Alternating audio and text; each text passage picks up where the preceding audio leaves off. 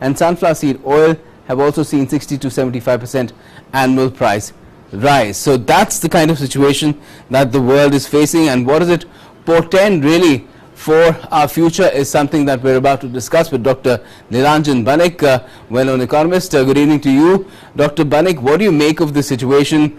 There are high inflation figures coming through in different countries, rates are being hiked, and yet you have a situation where the global economy is slowing down further and further. Yeah, a lot of bad news to start with, as you can see, and you are talking about high inflation rate, lower GDP growth numbers. Now, you have to understand one thing. When you have a recession, it's officially not recession, but the growth rate has fallen. The official definition of recession is for the 2 consecutive quarters, your growth rate has to be in the negative zone. So officially, many countries are on the eve of facing recession. Now, what you see is happening, the higher food price as well as the energy price, these are the 2 evil, And the reason for this, of course, is well known. One is the Russia-Ukraine war. You were talking about the wheat price and the sunflower oil and price going up. Now, if you see that Russia actually produced 10% of the total wheat production in the world. So is Ukraine, is one of the largest producer of wheat in the world.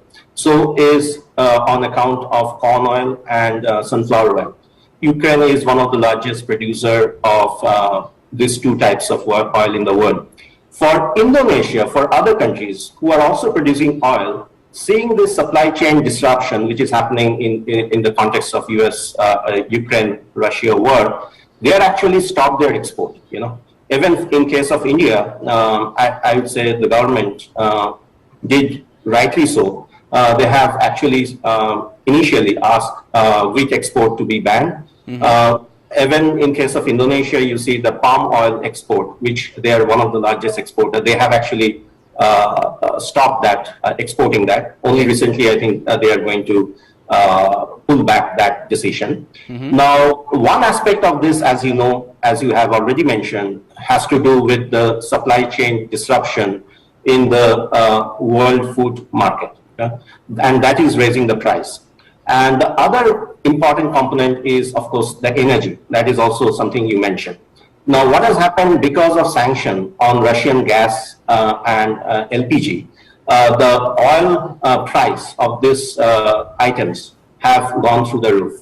Now, what is the alternate? The alternate is to import this LNG from US, which is a much higher price exporter. Now, if you see what is happening in the context of Europe, gasoline there, meaning that petrol price is hovering around, if I want to actually convert into rupee term, it is around 200 rupees per liter. Something in the context of US, it's even much higher, which is around, comes to around now 5. I was looking at the data. In Ithaca region in New York, it is around $5 per gallon, So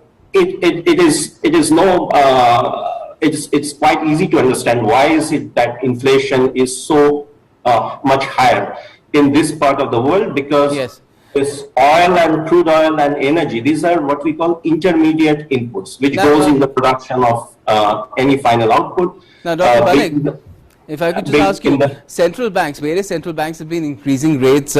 We've seen that happening in India as well. Is it having the desired effect, because the kind of data that is coming through on CPI inflation is not reflecting it?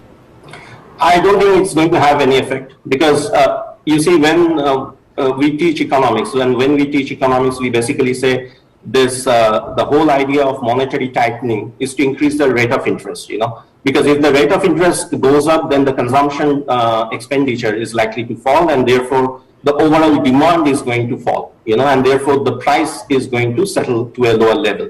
But what is happening right now is not because of increasing demand. It is happening, the prices are increasing because of lack of supply of goods. Side issue. Yeah.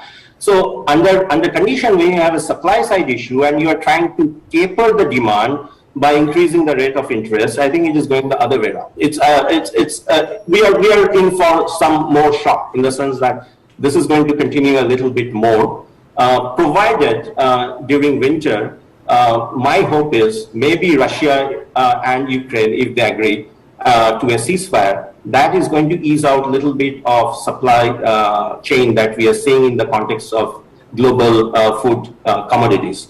But as far as energy is concerned, this is also a peculiar scenario right now. Certainly. Because even though US and UK in particular are preaching other European member countries not to buy gas from Russia, but some of the other member countries, for instance, Germany, you mentioned about Germany, they are still doing trade with Russia in terms of buying gas. Yeah, so we get mixed signals right now, and we don't have an end in sight really for this sort of a situation where prices are climbing up, because as long as that conflict in Ukraine remains with Russia, I guess we will not see a solution, although we've heard again contrary signs. One, Sergei Lavrov saying today that they are looking to scale up operations, military operations in the two regions that have been so to speak liberated.